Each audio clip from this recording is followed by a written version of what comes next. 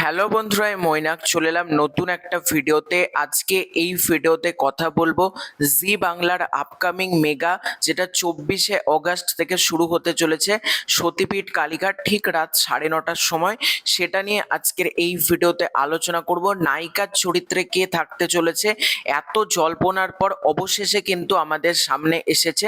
সবটাই তোমাদেরকে আজকের এই ভিডিওতে জানাবো। তার আগে ছোট্ট অনুরোধ করব, তোমরা প্রথম থেকে শেষ পর্যন্ত ভিডিওটা দেখো। তোমাদের যদি ভিডিওটা ভালো লাগে, ভিডিওতে একটা লাইক করো, কমেন্ট করো। চ্যানেলে প্রথমবার হয়ে থাকলে চ্যানেলটাকে অতি অবশ্যই কিন্তু আগে সাবস্ক্রাইব করে দিও। সতীপীঠ কালীঘাট বহু বছর বাদ কিন্তু জি বাংলার পর্দায় আসতে চলেছে। একটা মাইথোলজিক্যাল ফ্যান্টাসি ধারাবাহিক, যেটা বহু বছর বাদ কিন্তু জি বাংলাতে আসতে চলেছে।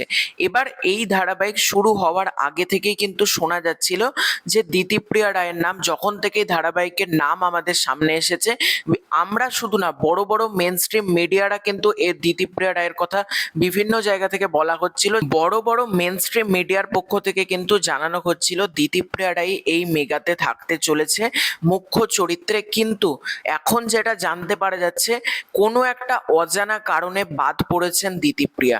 মানে মেকার্সদের প্রাথমিক চয়েস ছিল দিতিপ্রিয়া রায়, মানে দিতিপ্রিয়া রায় ফাইনাল থাকতো এরকম না, কিন্তু মেকার্সদের কিন্তু প্রাথমিক চয়েস ছিল দিতিপ্রিয়া রায়। কিন্তু কিছু একটা কারণের জন্য, এখন দেখো অজানা কারণ যেহেতু বলা হচ্ছে, তাই এক্স্যাক্টলি বানিয়ে তো 3-4টে কারণ বলে দেওয়া যায় না যে এই কারণে বাদ পড়েছে, অমুক কারণে বাদ পড়েছে, তমুক কারণে বাদ পড়েছে, এগুলো তো বলা পসিবল না। কিন্তু কোনো একটা অজানা কারণ, একটা কারণটা কিন্তু বেশ বড়, ঠিক আছে, অজানা বড় একটা কারণে কিন্তু দিতিপ্রিয়া রায় এই ধারাবাহিক থেকে বাদ পড়েছে এখনো পর্যন্ত, এটাই কিন্তু জানানো হচ্ছে। তাহলে এই ধারাবাহিকের নায়িকার চরিত্রে আমরা কাকে দেখতে পাবো?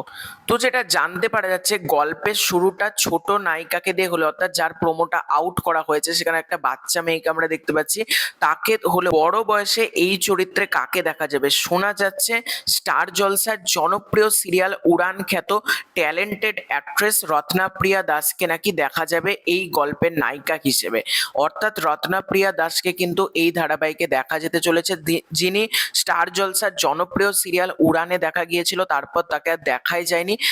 দেখা যাক রত্নাপ্রিয়া দাস তাকে কিভাবে চ্যানেল প্রেজেন্ট করে, সেটা একটা দেখার মতন ব্যাপার হবে। তো তোমরা নায়িকার আপডেটটা পেয়ে কে কে খুশি আর কে কে একটু হতাশ হলে দিতিপ্রিয়া রায় বাদ পড়ার জন্য, ডেফিনেটলি কমেন্ট করে জানিও। খুব শীঘ্র দেখা হচ্ছে নতুন কোনো ভিডিওতে।